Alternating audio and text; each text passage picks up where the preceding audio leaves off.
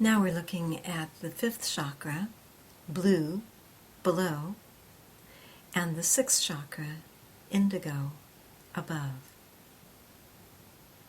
I'm going to give you a minute to identify these stones on the blue chakra. Just ignore that green one at the lower right.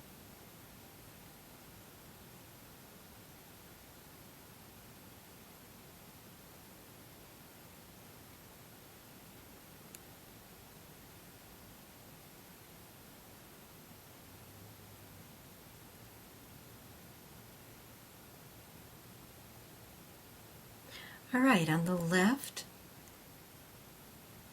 you can see the sodalite, a big one and a little one, the dark blue.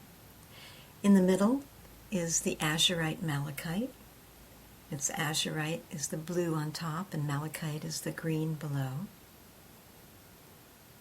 Lapis lazuli that has the flecks of pyrite in it, and kyanite. And now, on the next line, the indigo stones. I'll give you a minute to look at those.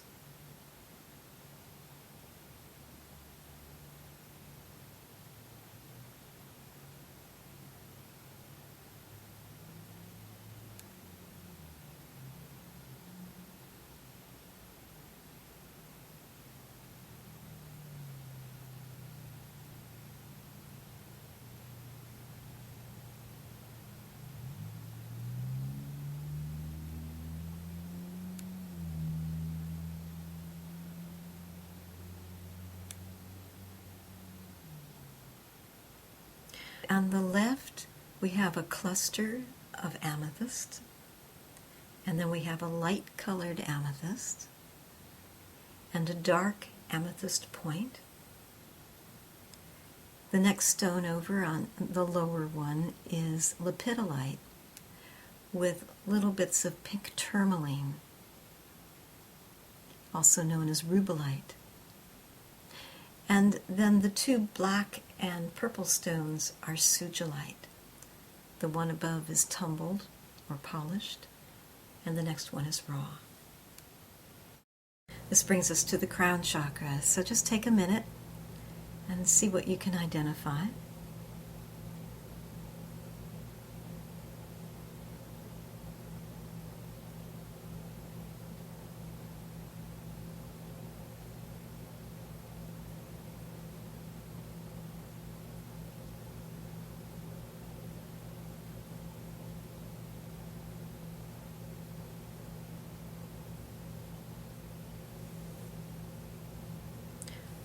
Okay, these pictures are pretty difficult to see, so don't feel bad if you don't get them right. But anyway, on the upper left corner, that's a fluorite octahedron. And then the clear quartz crystals going from left to right. First we have a Herkimer diamond, then a crystal ball, and then just a long, thin crystal, two of them, and then a channeling crystal, another clear quartz crystal, and the last small one on the right is actually a toning crystal. And then the big one on the right next to the case is my crystal wand. Frankincense is the original incense. Its name in medieval French means real incense. The essential oil comes from a resin with a somewhat camphorous, penetrating aroma. This is the incense, this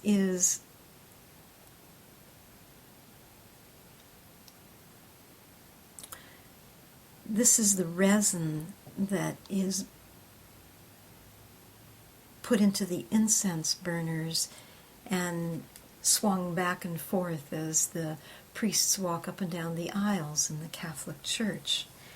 And in fact, It has an ancient history of being used by the Hebrews and the Egyptians to drive out evil spirits. It's one of the holy oils.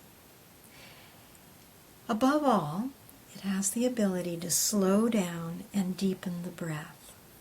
This is very useful when entering into meditation. It creates feelings of calmness. It's also used in inhalations, massage, and bath oils for people with lung problems, respiratory infections, chronic bronchitis, asthma, and for people who've had strokes.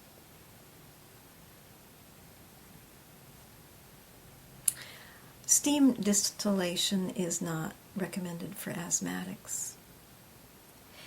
It's also helpful for people who tend to dwell too much upon their past. Now, my favorite way to use frankincense is to get the resins, which you can see a picture here on the left, the lower left, of some little resinous balls. And you put one of those on a piece of charcoal. Now, the Japanese charcoal, it's a little tricky to get it to light, but once it does, it'll burn nice and slow for about a half an hour. And that is just perfect for permeating the space with this wonderful aroma. Any resin can be burned on charcoal that way. Be sure and put your charcoal in a ceramic or some kind of container that won't be hurt by the hot embers. You can obtain the resins of frankincense and the Japanese charcoal from Floricopia, and you can access their website by going to the link section on my website, and it will take you right there.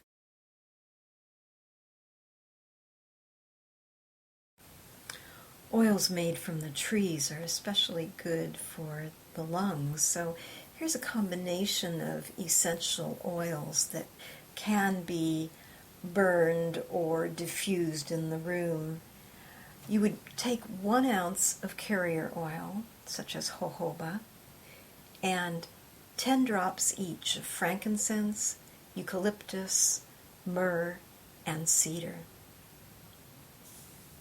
Now, if you don't have 1 or 2 of those oils, you can substitute rosemary or thyme, which are also quite good for the lungs.